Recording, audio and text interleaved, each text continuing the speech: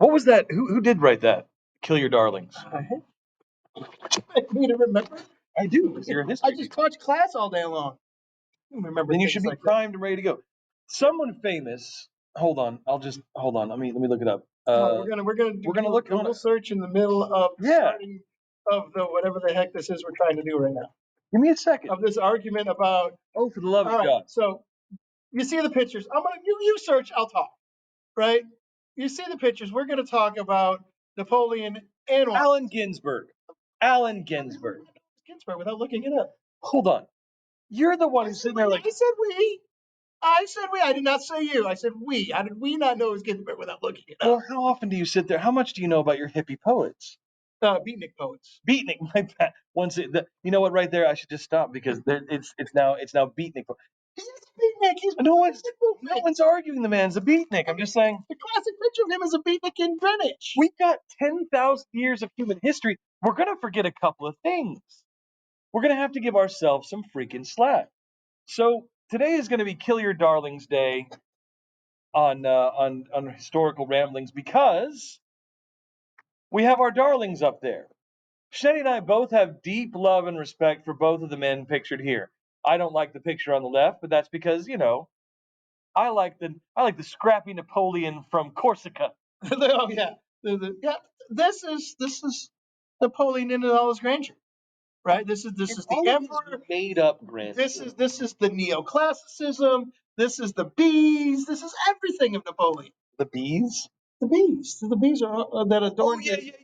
The bees. Right, bees. The bees. The honeybees. To quote Nick Cage, not the bees. So this is Kill Your Darlings Day. Both of these men we have deep affection and respect for because we have to teach so much about them. In U.S. history, we have to teach so much about the good old Geo, and in world and Euro, and if you're smart, in American history, you're touching on Napoleon. Yep. And he's okay with that. Yeah, he's fine with it, right? He's all about that. He's all about it. Give me 1 second. I'm going to make sure that we don't get fired. Yeah.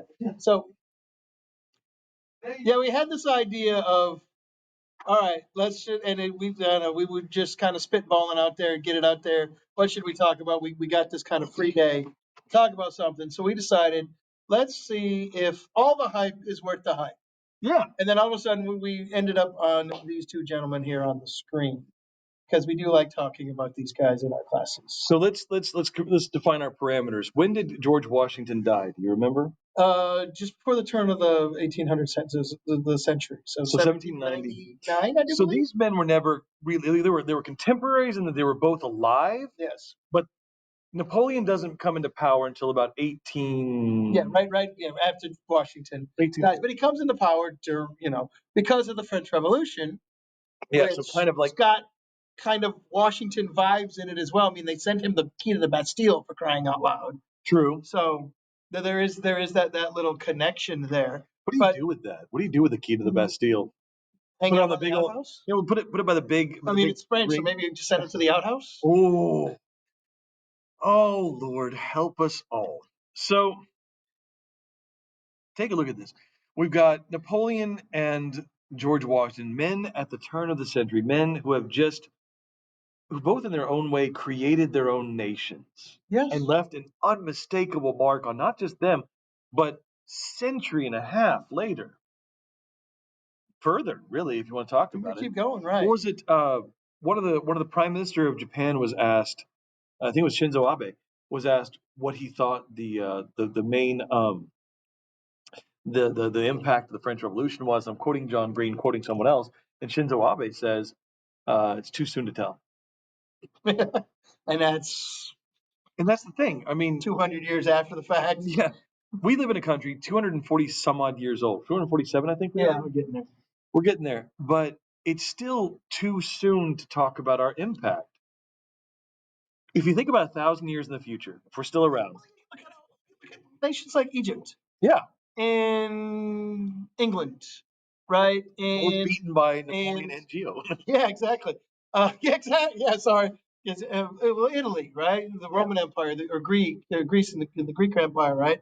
That's been around for millennia. Millennia. Right, and we're talking about a scrappy country in the United States. It's been around for less than 250 years, right? France and all of its incarnations of republics since the French Revolution. Actually. I think something about 1,200 republics, right? No. Oh, you meant like since the year 1200? It's the year Or 1,200 republics since the French Revolution? We will still see. They're still racking them up. Yeah. 12 since about 1200 with what was his name? Wasn't Philip? It was something the second. It was the I don't know. We're the best. We're the best history teachers. I don't know that one guy. That one guy that looks like the other guy. So it's still too soon. Charles Martel. No. Well, actually, let's go with Charles Martel. Yeah, hell yeah, Charles Martel. But that's the thing, right? It's like when we talk about these things in world history, we have to touch on them so quickly. What do we talk about with Egypt? All 4, 5, 6,000 years of Egyptian history. What I talk about is pyramids and bronze. And I'll get all stuff stolen by the English to put in the museum. Yeah, that didn't come in until later, right? Napoleon shooting off the nose of the Sphinx, which they think might not have happened. Now it's just many stories. Because I don't think he was that big of a douche. I think I've always heard he was doing it for target practice. But I don't. It's so arrogant, though. And that plays into it, right? That plays into the arrogance, right? He's gonna shoot the Sphinx for target practice, see if you can knock the nose off with your cannon, right? Well, but now archaeologists got a better look at it and says that story is probably false. Erosion. Yeah, it's been eroded away because it's sticking out there. Because erosion works like that. Yeah. So okay, let's find 3 criteria, three characteristics we want to judge our boys on. 3 ways we're going to kill our darlings. Okay. Let's say, or why don't we just talk about them like we always do? Because we never follow our own rules anyway. Oh yeah, that's a good point.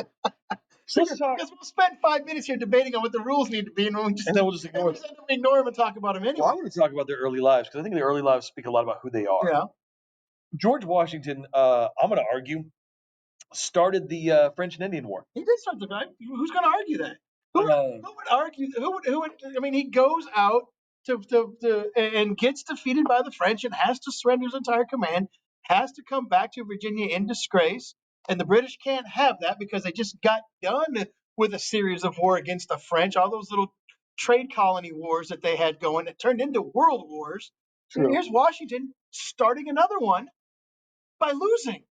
Yep. And I think that's the part we sometimes gloss over as a historian when we teach the American Revolution is how many times Washington's army lost or had to retreat, because we always focus on Trenton, we always focus on Princeton, but he's not at Saratoga. No, he's not. But right, and we focus the wintering at Valley Forge and then Yorktown. Success. We don't talk about having to escape from New York. We don't talk about having to make sure he's just enough away from Philadelphia where the arrogant British are not going to do a hard day's march to come attack them out at Valley Forge, which is literally a hard day's march away. They're only about 30 miles out, right? Yeah, it's a full. But understanding, what he needs to do at that moment, right? Because we don't talk about his stuff. We talk about the fact that he's in a battle in the French and Indian War, and he comes out of it without a scratch. But his jacket and his pant legs are riddled with holes because he's been shot at so many times, and everything's missed him. He's got holes in his jacket, under his arms. He's got holes in his collar. He's got holes in his pant leg. He's got a hole in his hat, and everything's missed him and hasn't got a scratch. And thus, the mythology of George Washington, right? And he's, tall as all get out, rides a big white horse. Has an incredible badonkadonk. No, if we're going to judge these 2 men on one criteria, it should be the size of their hind ends. And George, if I don't have a good picture, the man's got junk in his trunk. Yeah, well, because he's a horse rider. Every day he rides his horse. He's a horseman, so his haunches are almost as big as his horse. But that's the thing. So we have this mythology that starts with their youth. But when you look at it as a historian, you have to see the fact that George Washington he went to the Ohio Valley as a favor to family members. Yeah, it's a social climbing move. It's a social climbing move. But you could argue that's kind of what the officer corps is built up like in those offices. England, which is going to transfer over to the American colonies because there's all these militias, and you could create your own militia. Yeah. You could buy your own militia and buy yourself a common. I mean, his rank was what, colonel? Colonel, lieutenant colonel, yeah.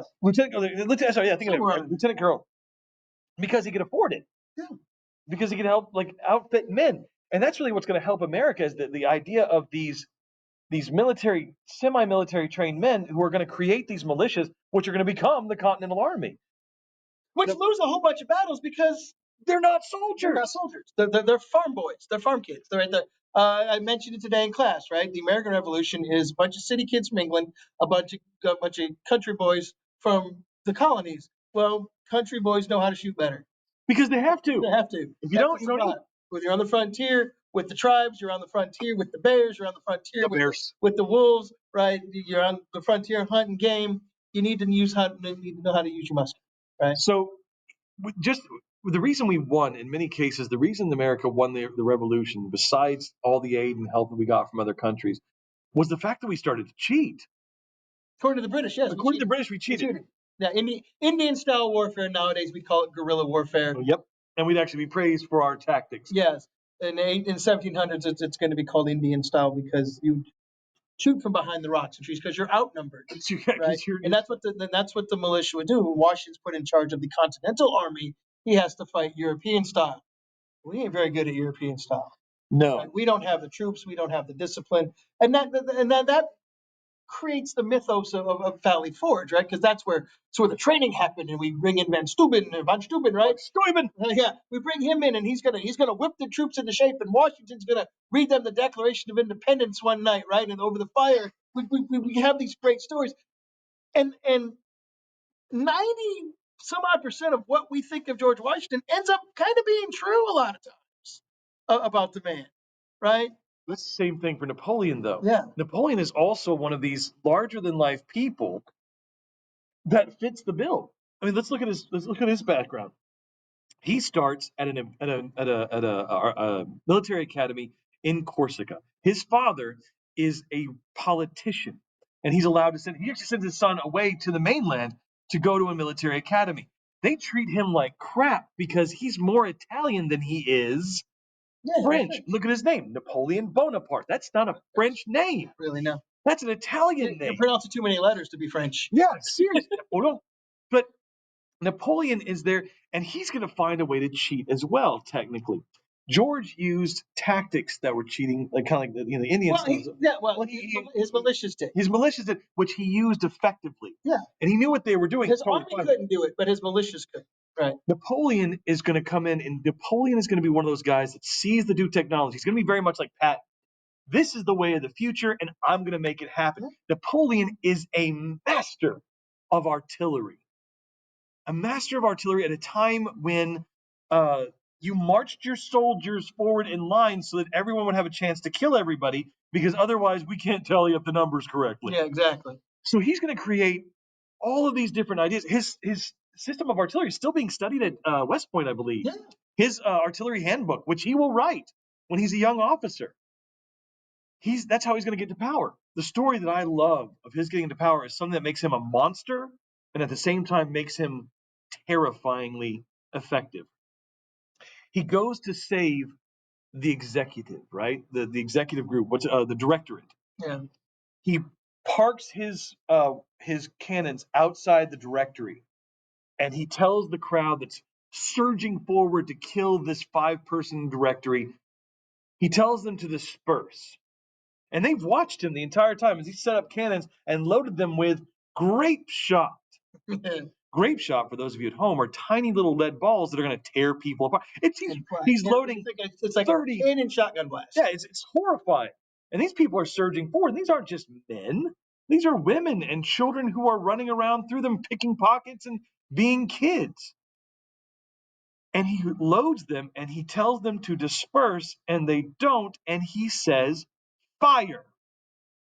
And it just rips these people to shreds. And then he says the most terrifying word you can say after that: reload. Yeah.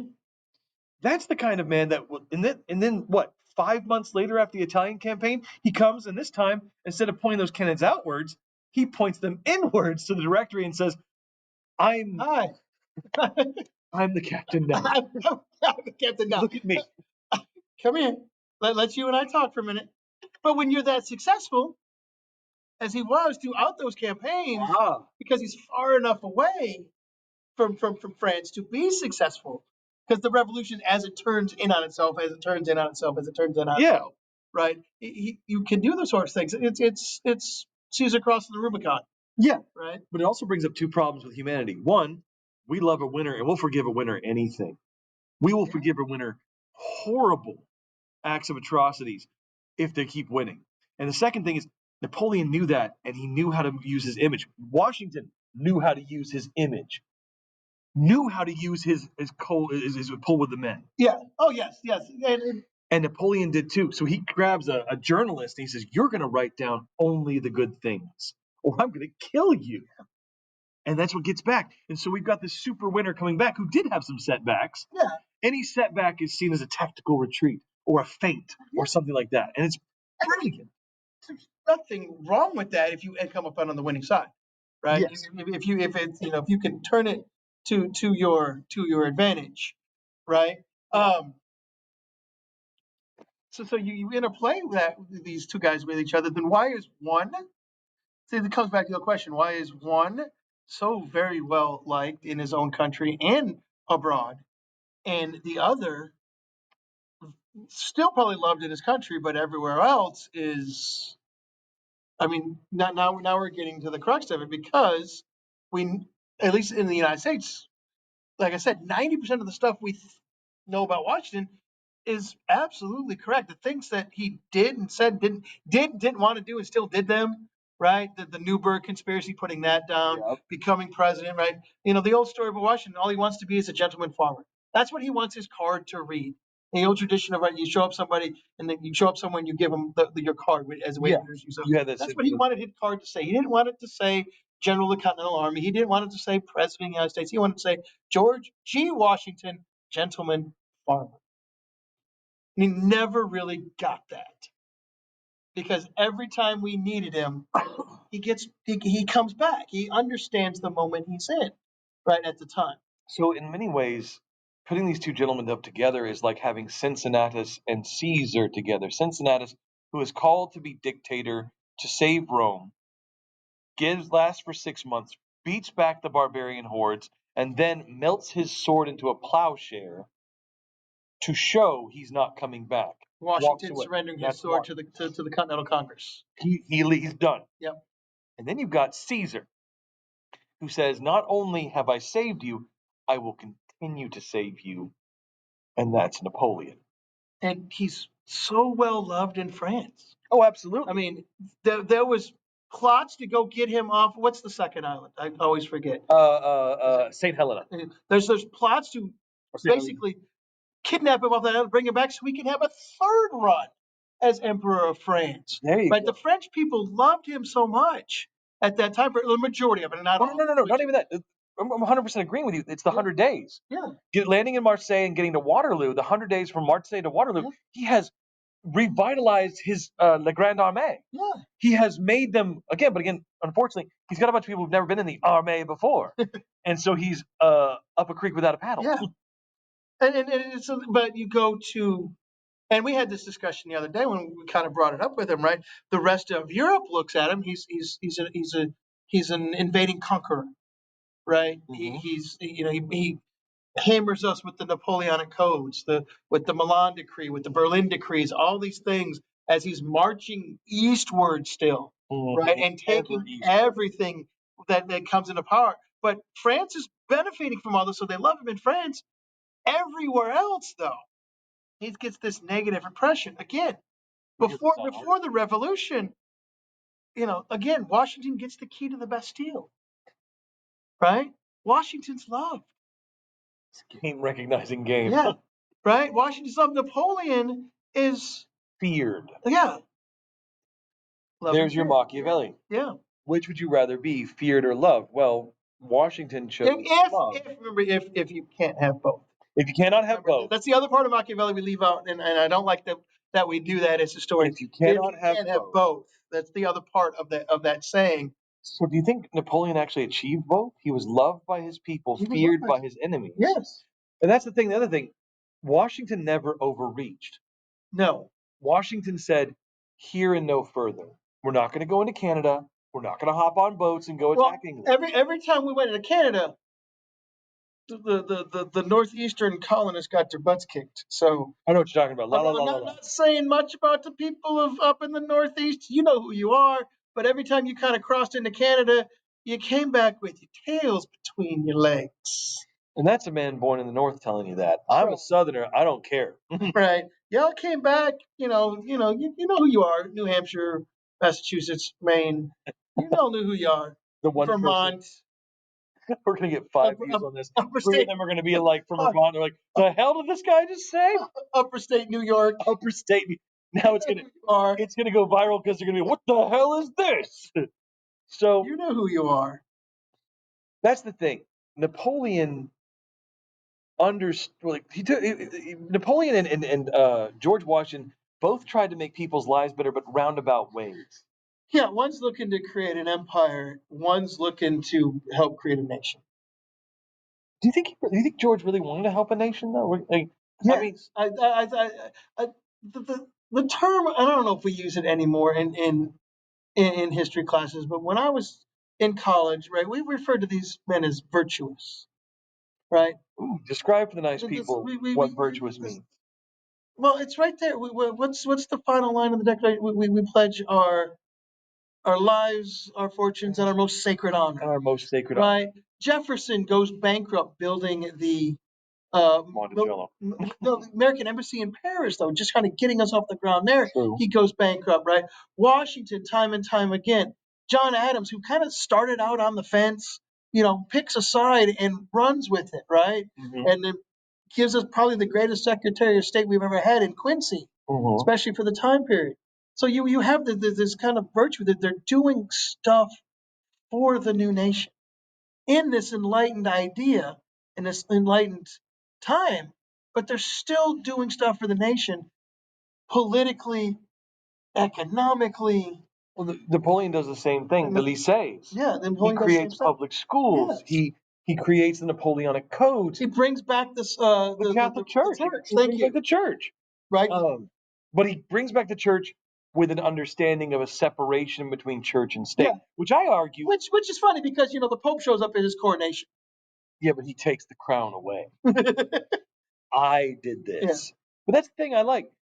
He separates church and state, and as much as, however people may believe, a separation of church and state is necessary for a functioning government. But we have that in our Constitution, right? We just said we're not going to establish a religion, right? But we're not going to prevent you from practicing whatever you want. Now that's a throwback to the old European religious wars, right? Where if you were Catholic, if you were Lutheran, if you were Calvinist, right? You were a French Huguenot, right? The Scottish Presbyterian with John Knox and that crew, right? When they were going to wars over religion, they didn't want that here. So if you don't have a state-sponsored religion, a government-sponsored religion, then we're fine.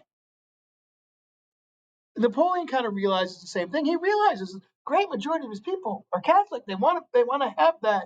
They need that religion. They need that back. Bring it back, right? Now, under certain guises and under certain things, but that does kind of still lead to the secularization of France as much as it is today, right? Because it's part of it. Once it's it is once it's gone, once it's taken away, even for a little bit of time, it's hard to start getting it back.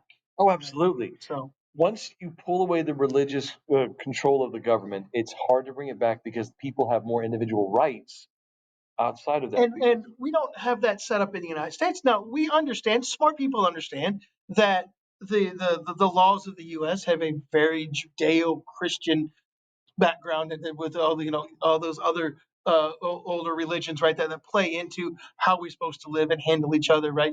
You can trace it back to Justinian and Hammurabi and all that other stuff that plays in there. So I've never really bought into this whole idea that the founding fathers were atheists. There was that talk about 25, 30 years ago, right? Because I think it goes back to people that don't understand what deism was. Deism was a definite belief in a creator. Yes. But that the creator said, I have made a perfect system. Press this button. I will see y'all later. Yeah. It's not like God's going to come back and be like, where the hell are my dinosaurs? Yeah. It's a kind of the ghost in the machine. He's just kind of up there, watching. Tweaking. He's tweaking. And mystery somewhere. deism is religion for those that are more intellectual and more philosophical, and right. But it's still that there's a creator. It's all over the documents. It's all over.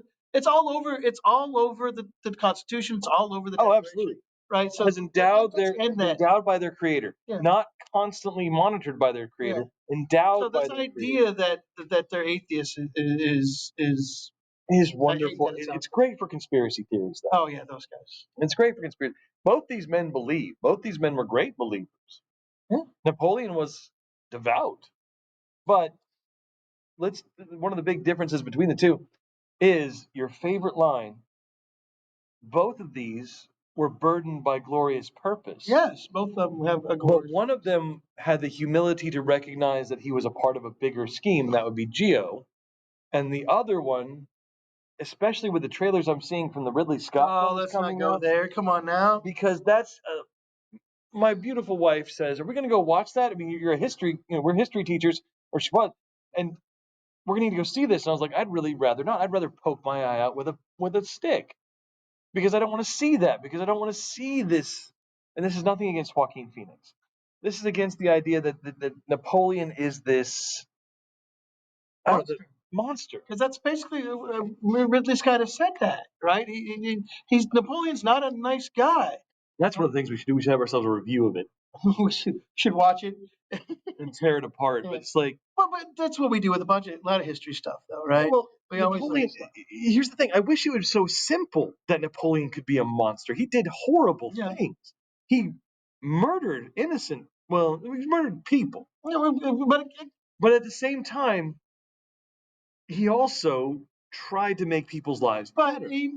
See, we this is where we got to get lost in the history here. Minutia. We talk about murdering people. We're not talking about a Holocaust or a genocide, right? No. Where you're targeting a specific group of people. No, we're talking We're about talking about conquering, going through countries, right? Yes, I mean, we've done bad things as the U.S. Look at carpet bombing in World War II, right? yeah, Dresden. Thank you. Right. We are responsible. You got to make choices and calls in war. Fire bombs But, in but Tokyo. you're not. It's not the Armenian genocide. It's not the Albanian genocide. It's not the Holocaust. All of the Holocaust in Nazi Germany, all 13, 14 million. That's part of that targeted groups that the Nazis system. were. Yeah. So with this though, and that was the cost of doing business in his time. Yes. This kind of fighting, the warfare was not surgical; it was horrifying. But burdened with glorious purpose. Napoleon manages to create a giant system that outlasts himself. Yes. George Washington creates a system and a pattern that is followed for 90%, 99% of all presidents until, say, Franklin Roosevelt, and then we have an amendment, and then we change it a little bit. We bring it back to the Washington precedent. Mm-hmm. We have the two-term presidential precedent. Yeah, the presidential precedent, right? We have this two-term precedent. We have the formation of a cabinet, right? We have a formation of all of these things, right? He's still the only president that we had that still actually led the army while he was president of the United States, right? There's this whiskey the actual commander in chief, right? He leads them out there, and even with that, I've read that he kind of questioned if he should have been doing that because the commander in chief is supposed to think like a civilian would think, not like a military man would think. And that's the reason why we have any citizen can become president, not any military leader can become president. I've read some historians talk about how he kind of maybe thought that maybe wasn't the right move, but he also you do what you got to do to be done. If I'm commander, I'm commander, and I'm a military man, right? And that kind of sets up the idea for other generals to become president. Like when Eisenhower. Think about Eisenhower is the best one, right? Eisenhower is the general of all generals.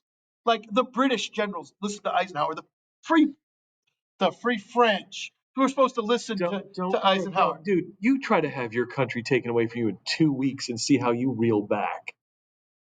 Why did you give up in 2 weeks? Because they put their money on. What did you forget where the wine and the baguettes were? They put their money on the Maginot Line. They learned the Yeah, because we didn't learn from the first war where they did an end around, look. Here's and the the Belgians were supposed to save you twice. to be fair. To be You fair, were counting on the Belgians to save you nobody again. thought maybe they're going to jump out of freaking airplanes. And the Nazis were like, you know what would be fun? Let's jump out of airplanes. Yeah, but they did that in 36 in the Spanish Civil War, so everybody's already seen it. They don't attack France until September of 39. There are Or none. There are none sorry, so 40, yeah, blind 30, as 30 will not. Poland. There are none so blind as will not see. The French didn't. And are we forgetting his book where he put out his whole plan and everybody went, ah, that's funny. And about the only people going, dude, we need to read this is Churchill. Yeah, but You love Churchill. I You know don't. Churchill's the only one going, mothers, read this. Do not use my love of Churchill against me. No, he's the only one in England going, y'all read this? Right? Have y'all read what's going on here? And there's a couple people in America doing the same thing, and the rest of us are da da da da da da. It's the Yeah, but 1920s. If we had hippies, we'd all be hippies, but we're flappers instead. I'm telling you right now, don't attack my don't like use that No, against me I'm because defending I it. still have to contend with the fact that Winston Churchill lost the election to a very inappropriately named man, Mr. Law. That's because they wanted Churchill as the wartime prime minister and not the Oh, peacetime prime minister. so we'll take that real quick. There's an interesting thought. Is Napoleon a peacetime emperor? Is Napoleon? Was there peace, quote unquote, peace during Napoleon's rule? There were breaks. There's always breaks. I mean, the Hundred Years' War took 138 years. True. Of course, could he have been a peace? Now, this is getting into the conjecturing thing. Could he have been? No, this push forward, this push eastward. I mean, not forward. This push eastward that he has going. Right? He just keep moving eastward, eastward. Well, like where where the hell does he want to end up? Moscow. Moscow. Okay, you want to keep going there. Well, now you're what? 250, 300 miles inside of Russia if you actually make it there. It's Alexander. Ah, How much is enough? How much is enough? I would And there's contend. never enough. There's never. I don't have the exact quote, but it's the same idea. And Alexander wept, for there were no more worlds to conquer. I would argue that if Alexander knew about China, he'd kept pushing. Yeah. Yeah. But George, he knows about Russia and where Moscow is, so keep pushing. do you think? So I don't know. Oh, the problem is I keep trying to get into conjecture and Because counterfactual history. all that social stuff that he does, all that economic stuff that he leaves, behind, that countries still use it in the Napoleonic Code, right? It is in a wake behind him. But that wasn't the focus. The No, focus was no, the focus was conquering, right? Making it all this great big French empire. But what he leaves behind, right? Even with the Congress of Vienna, even with the return of a conservative order, even with the return of uh, Louis the 18th becoming the new king of France, so they get rid of the Republican Empire and bring back the nobility, right? You still have these countries still using the Napoleonic Code today in Europe. Same thing. Washington's first Secretary of the Treasury, Alexander Hamilton, his five-part plan to establish a country economically still used by developing countries today, right? because it works. Because it works. The one thing that Thomas Jefferson doesn't change is Alexander Hamilton's plan when he becomes president, because I don't like it, but it works, and until we think of something better, we're gonna have to keep it. And that was the thing. He was able to, going back to Washington now, get himself surrounded by people that didn't get along political philosophy wise, but knew he could listen to. And that's the thing. He did something that I think Napoleon never could do. He could take outside criticism and he could adapt. Boy, if we could do that with our current peoples in charge. That's that. Right. There will never. And We lost that 20 some odd years ago. and that's the problem because a lot of times, 20 some odd years ago, we have a lot of the same people in power. And that's the other problem. Right. But George Washington could be he could be the middleman. Napoleon, I don't think would ever have been a good middleman. No, I don't think so. He may listen to his sub commanders, but there's always Napoleon's call. Yeah. So I think that if we're looking at these men, George George lives up to the hype. I think he does. But you know me. I'm gonna. The Washington presidency, Washington's presidency, Washington's time from being the general, from being like the lieutenant colonel to being the presidency, right? It's just one of those things where, yeah, it lives up to the hype, it lives up to the myth, it lives up to the legend, right? And you know, the one big negative hit that they always throw at him now is the only one they really have, and I don't think it sticks because it's the economic philosophy of the time in the American South, and that's the fact that he owned slaves. Yeah. But he also set his slaves free in his will, which was the grand Southern gentleman tradition to do upon the death of Martha. Right? So when she died, all of his slaves were willed to be free, right? Because he was not in debt because he had that background earlier, right? And I would argue that Napoleon, who enslaved the people that in Haiti had been told they were freed, and then he enslaved them again. He re-enslaved. But here's the thing: the one Well, big, that's the first time somebody went back, though, yeah, and was like, hey, because because remember the Caribbean slavery. If you ran to the middle of the island, they never chased you. They well, figured you were going to die in the middle. green snakes. Yeah, and there's scary stuff in the middle of those islands, right? Yeah, And the Europeans are going to stay on the edge because, well, we Frenchmen are burn soft. easily. Frenchmen are soft. We burn Just go easily. right there, right? But he learns his lesson, right? I'm not going to waste time in North America anymore. I'm gonna sell this land, and that's a great tactical move. I'm going to sell this land, right? Because the Americans show up, offer 10 million just for the port of New Orleans and the Mississippi River, basically the port of New No, Orleans. no, no. Here's 10 million. Yeah, give me 15. I'll give you all of Louisiana. Oh, And what does he do with that 15 million? he funds his war. He funds his war. But going back to what you were talking about, the slavery thing with George Washington. I mean, it's there's a fundamental problem. And I understand it's part of the economic system, and I understand that he had to keep the Union together. But I think the hardest thing to deal with George Washington, the part that makes him most human, is the fact that he fought for a universal concept of all men created equal. And I believe he believed that. But at the same time, he participated in a system that existed. Now, that may be a bit of me putting my 2023 values on there, And you know better. and I know better, but at the same time, looking at the values of Locke and Hobbes, looking at the values that George Washington is working with, he has to understand the dichotomy of where he is. And I think he gave up an opportunity to rectify that problem for the sake of a unified country. I think it's too much conjecture. I think that's too much 21st century See, that's conjecture. the. That if George Washington frees all the slaves, everybody's going to follow. Oh no, I don't think they're going to do that. But that's the mindset that we're getting into. Well, that's not the Because mindset. I disagree. how is he going to make?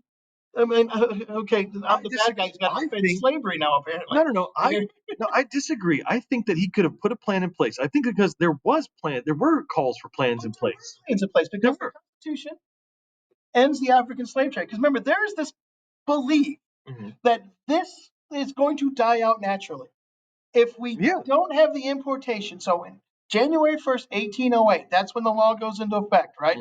It's going to be really hard to smuggle African slaves. Now, when they talk about slave smuggling along the American East Coast, they're talking about American born, or what they used to call country born slaves. So they're already here, right? They figured this is going to die out within a generation or two.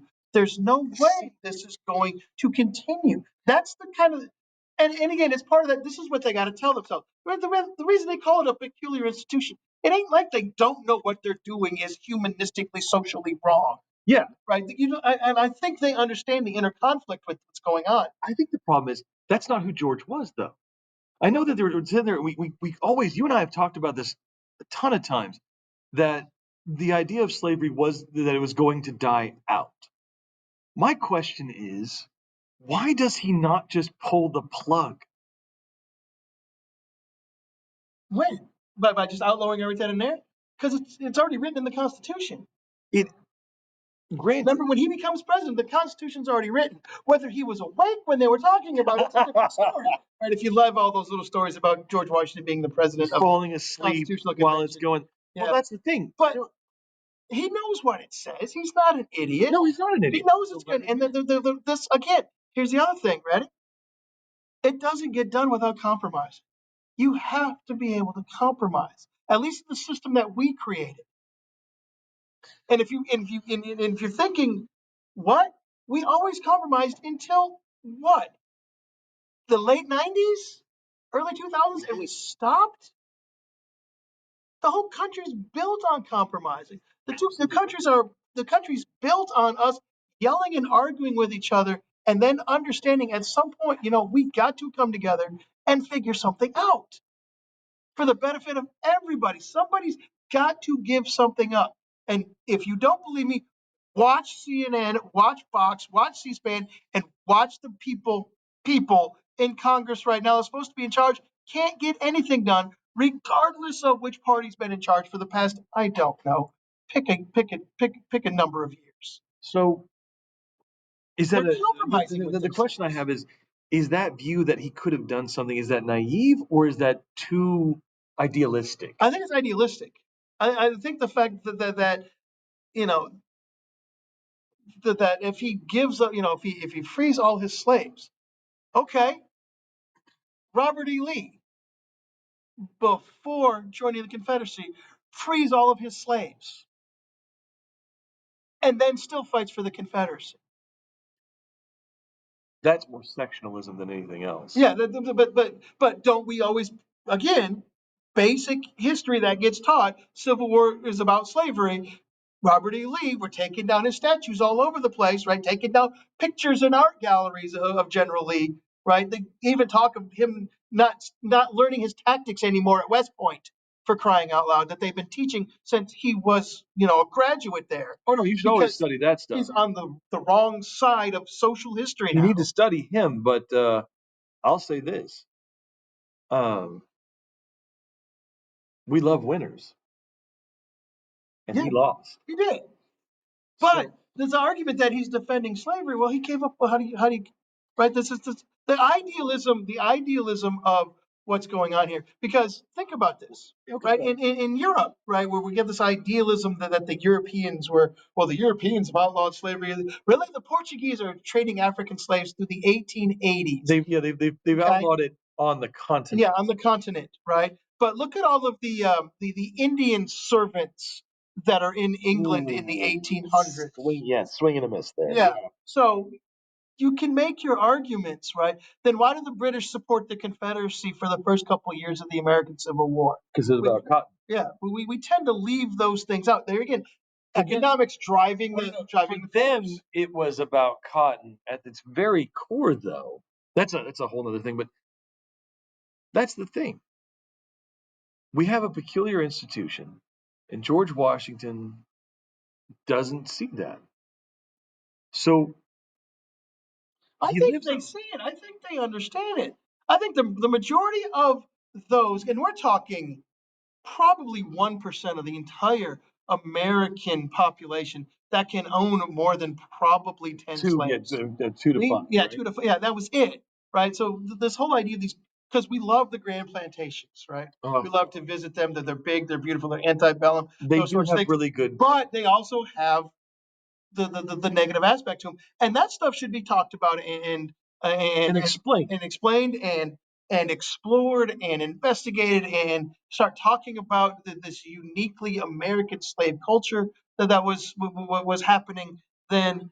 But just to say that, well, we're going to change the name of a school because he owned slaves. I mean, that's the whole. We're in that time period now, I know. right? We're going to take down statues of him because he owned slaves. You know my Right. opinion about that. It swings one way than the other.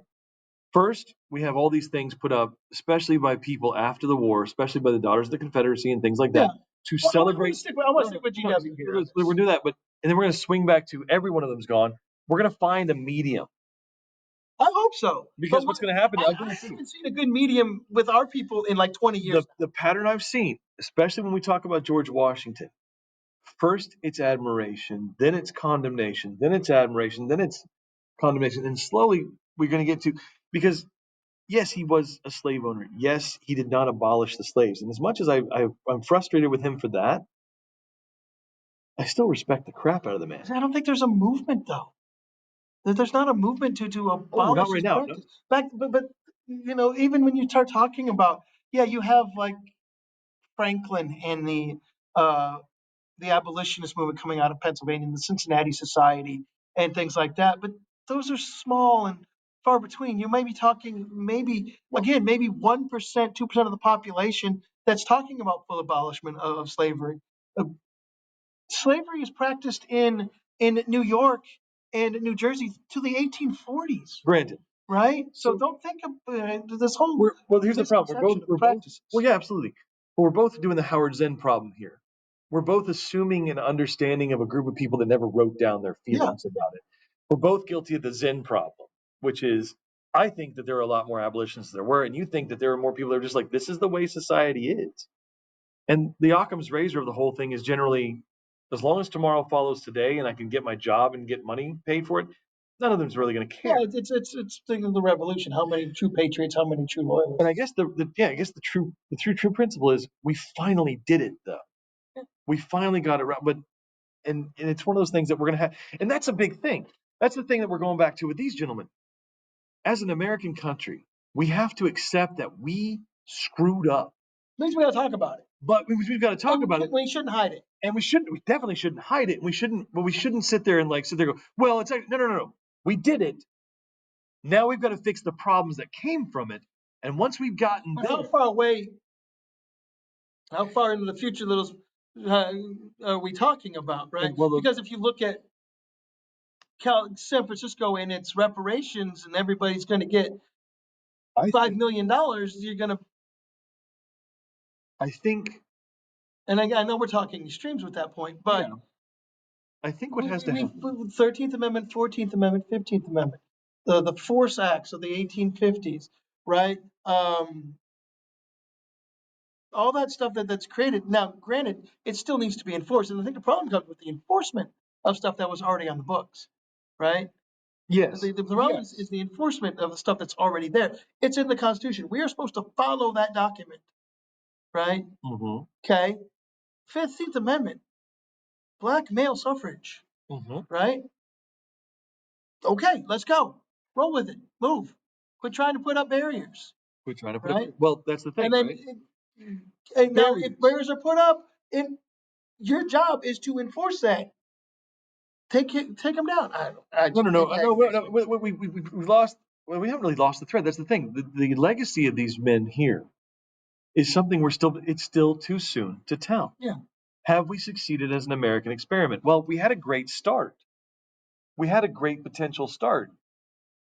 The And problem could we is, call it? we'd do better if we could learn to compromise and See, understand there again. you go. There's that word again. We've And lost the art of the compromise. Napoleon had no compromise in No, him. but he wanted to be an emperor, Yeah. right? He wanted to be an emperor. And look who reveres Napoleon throughout history. Santa Anna, right? Oh yeah. Napoleon of the West, right?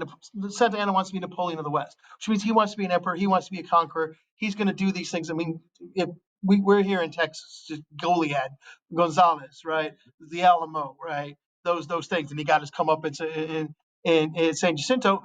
But he becomes Mexican president over and over and over again to the point where the Americans give him $10 million and he disappears for a while, right?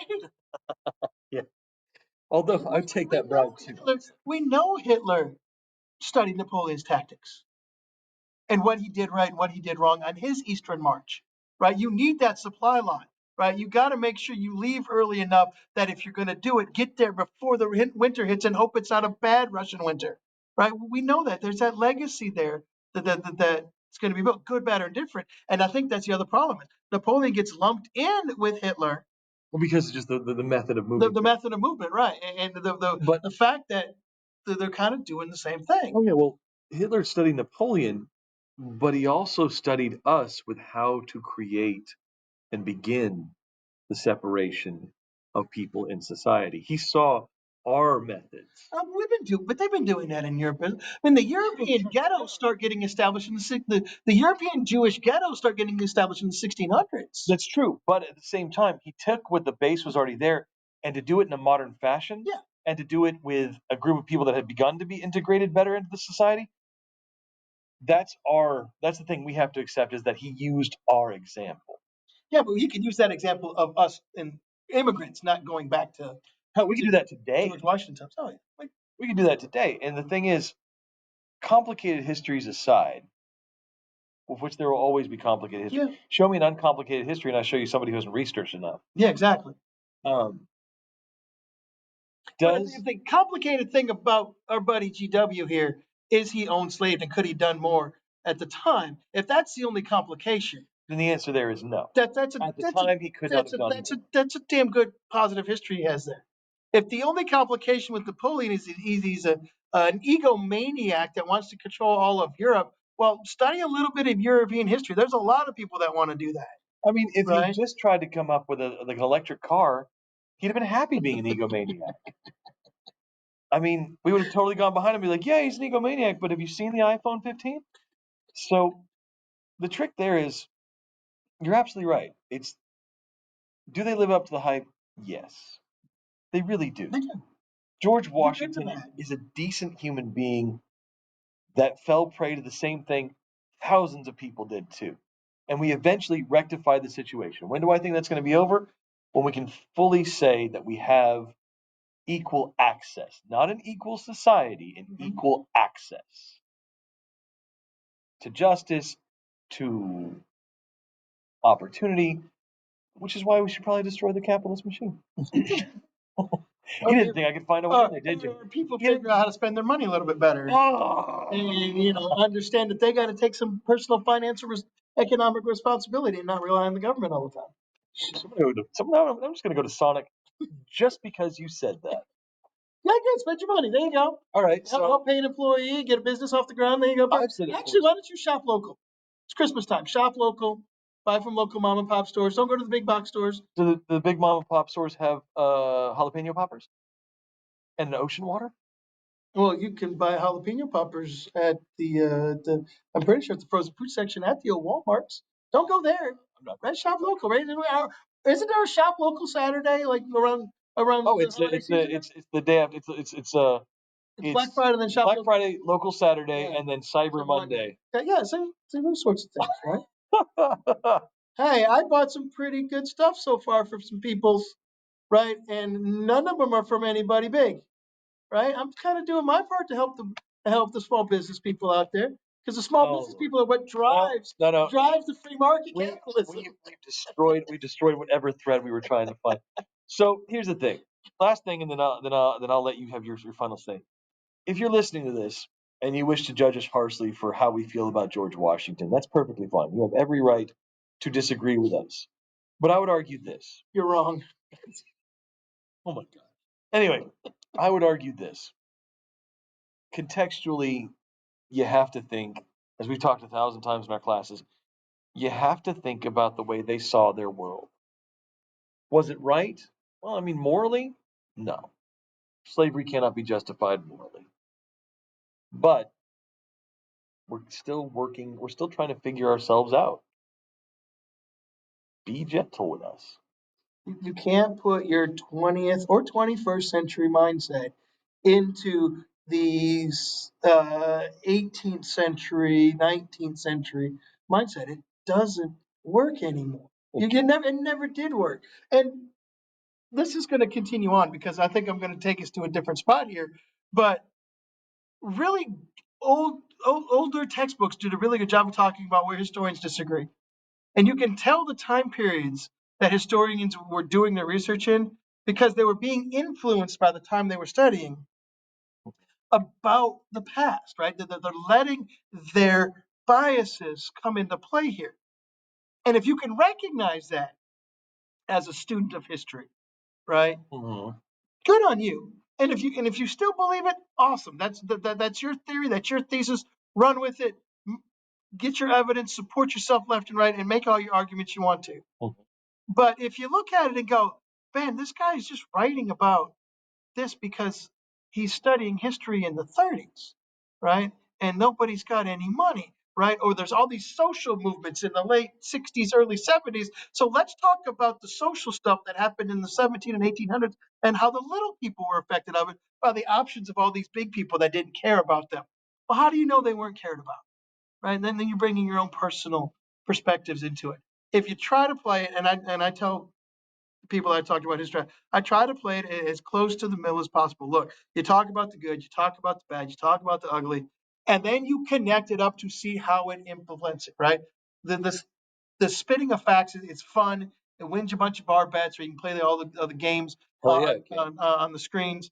But if you can't connect it through the time periods of history and through the eras of history, it does you no good because then you lose your perspective. You can't apply it anywhere. No, correct. If we lose an understanding of where the people who came before us came, we can't see how we've changed We can't see how we changed for the better, for the better. and we can't see how we changed. We missed a spot here, Yeah, right? Maybe we can learn something about that right there. The humility of Washington to give up his sword, right? The genius of Napoleon to first defend and then go after the Directory, France, right, and do those sorts of things. so what we need is the humility to accept that we still have problems we need to solve because we're coming out of it, but the audacity to say that things can be changed. Yeah, we don't sit on our ass and wait for somebody else to do it for us. Get off your ass and get shit done.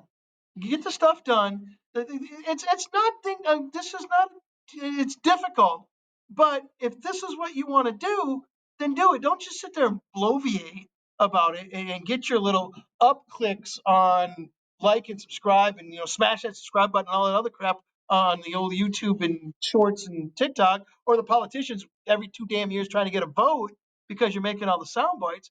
Do something. Give up your command. Give up being president after 8 years, because by God, that's enough for any man to be president for 8 years. That's what Washington said, right? Mm-hmm. There's that approach. Or you can take the Napoleon approach and go, let's kick the crap out of everybody, and I'm going to be in charge. And I'm going to love the people that love me back here because they're going to love me because I'm making their life a hell of a lot better because the 1700s in France sucked, right? Yeah. The rest of you people, I'm going to influence you so bad that you're going to want to kick me out. We're going to have all these nationalist little revolts in all these countries that Napoleon were in, Mm-hmm. right?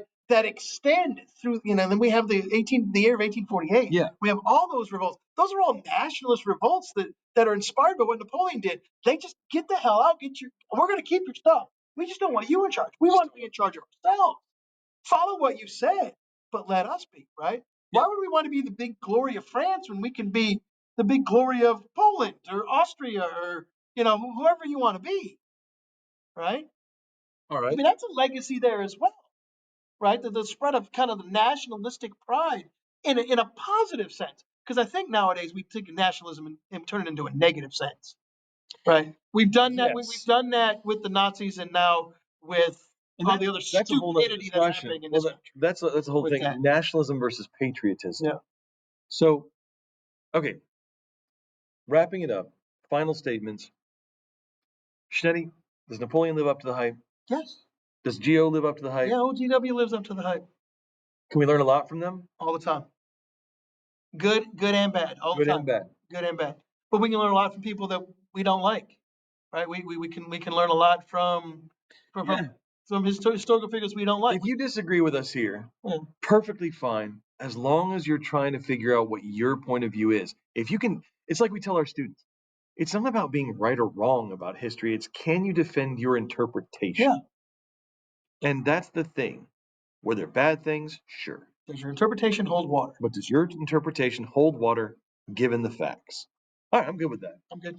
All right, ladies and gentlemen, Thank you once again. thank you once again for listening to us. Once again, the whole Shakespeare thing, right? If we shadows have offended, freaking deal with it. Yeah, that's right. Send us your comments. Tell us what we need to do better, and then argue with us, but not yell at us. Yeah. Go ahead and add us, bro. Oh my god. On that note, I'm gonna humbly run the hell away. Good day.